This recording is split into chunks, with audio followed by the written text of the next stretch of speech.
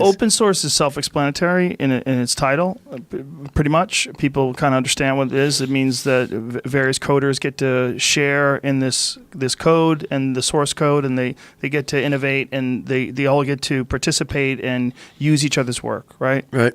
But blockchain is confusing for a lot of people. Yeah. Could you explain that?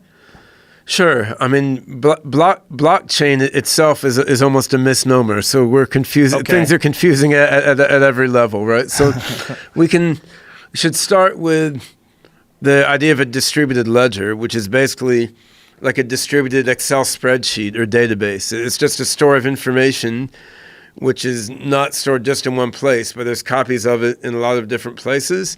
Every time my copy of it is updated, everyone else's copy of it has got to be updated. And then there's various bells and whistles like sharding, where it could be broken in many pieces, and each piece is stored many places or something. So that's a distributed ledger, and that's just distributed computing. Now, what makes it more interesting is when you layer decentralized control onto that. So imagine you have this distributed Excel spreadsheet or distributed database. There's copies of it stored in 1,000 places. But to update it, you need like 500 of those 1,000 people who own the copies to vote, yeah, let's do that update, right? So then you have a distributed store of data, and you have like a democratic voting mechanism to determine when all those copies can get updated together, right? So then what you have is a data storage and update mechanism that's controlled in a democratic way by the group of participants rather than by any one central controller. And that can have all sorts of advantages. I mean, for one thing, it means that, there's no one controller who can go rogue and screw with all the data without telling anyone. It also means there's no one who some lunatic can go hold a gun to their head and shoot them for what data updates were made, because it's controlled democratically by everybody, right? It has ramifications in terms of, legal defensibility. And I mean, you could have some people in Iran, some in China, some in the US, and updates to this whole distributed data store are made by democratic decision of all the participants. Then where cryptography comes in is when I vote, I don't have to say, yeah, this is Ben Goertzel voting for this update to be accepted or not. It's just ID number 1357264, right. And then encryption is used to make sure that it's the same guy voting every time that it claims to be, without needing like your passport number or something, right? What's ironic about it is it's probably one of the best ways ever conceived to actually vote in this country. Yeah. Sure, it would be kind of ironic. Right? There's a lot of applications for it. That's right. So that's the core mechanism. Now, where the blockchain comes from is like a data structure, where to store the data in this distributed database, it's stored in a chain of blocks, where each block contains data. The thing is, not every so-called blockchain system even uses a chain of blocks now. Like some use a tree or a graph of blocks or something. Is it a bad term? I mean, is there a better term? It's an all right term. Is it like AI?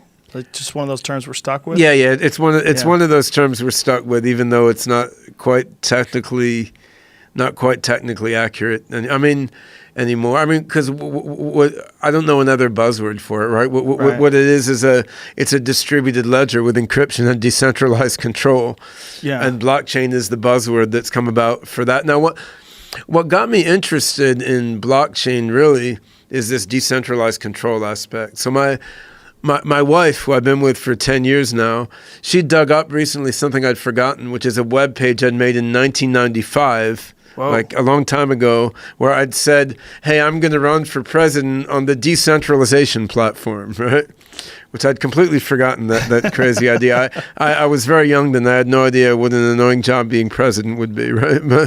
But the idea of decentralized control seemed very important to me back then, which is well before Bitcoin was invented, because I could see, a global brain is evolving on the planet, involving humans, computers, communication devices, and we don't want this global brain to be controlled by a small elite. We want the global brain to be controlled in a decentralized way. So, right. So that's really the beauty of this blockchain infrastructure. And what got me interested in the practical technologies of blockchain was really when Ethereum came out, and you add the notion of a smart contract. What's Ethereum? Ethereum, yeah. So what is that? Well, so the first blockchain technology was Bitcoin, right? Mm-hmm. Which is a well-known cryptocurrency now.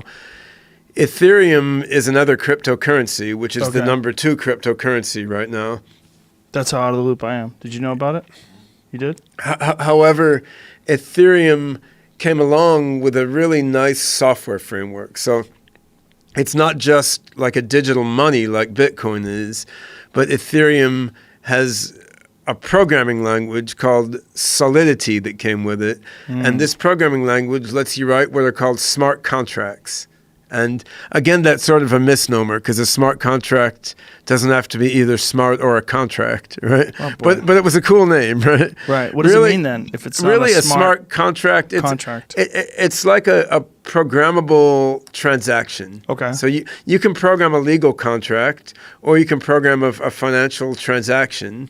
So a smart contract, it's a persistent piece of software that embodies like a secure encrypted transaction between multiple parties. So pretty much like anything on the back end of a bank's website, or a transaction between two companies online, a purchasing relationship between you and a website online, this could all be scripted in a smart contract in a secure way, and then it would be automated in a simple and standard way. So the vision that Vitalik Buterin, who was the main creator behind Ethereum, had is to basically make the internet into a giant computing mechanism rather than mostly like an information storage and retrieval mechanism, make the internet into a giant computer by making a really simple programming language for scripting transactions among different computers and different parties on the internet, where you have encryption and you have democratic decision making and distributed storage of information like programmed into this world computer, right? And that was a really cool idea, and the Ethereum blockchain and Solidity programming language made it really easy to do that. So it made it really easy to program like distributed, secure transaction and computing systems on the internet. So I saw this, I thought, wow, like now we finally have the tool set that's needed to implement some of this. How popular is this? It's very popular. Yeah. I mean, basically, almost every ICO that was done the last couple of years was done on the Ethereum blockchain. What's an ICO? Initial coin offering. Oh, okay. So for bitcoins, Not Bitcoin. I'm sorry, cryptocurrencies. Cryptocurrencies, so they've used this technology for offerings. So, right. So what happened in the last couple of years is a bunch of people realized you could use this Ethereum programming framework to create a new cryptocurrency, right, like a new artificial money, and then you could try to get people to use your new artificial money for certain types of. How many artificial coins? Thousands now. It may be more. I don't know. And but the how most many? popular is Bitcoin, right? Or Bitcoin is by far the most popular. The most Ethereum is number 2, and there's a bunch of others. I mean, what comparison? Like, how much bigger is Bitcoin than Ethereum?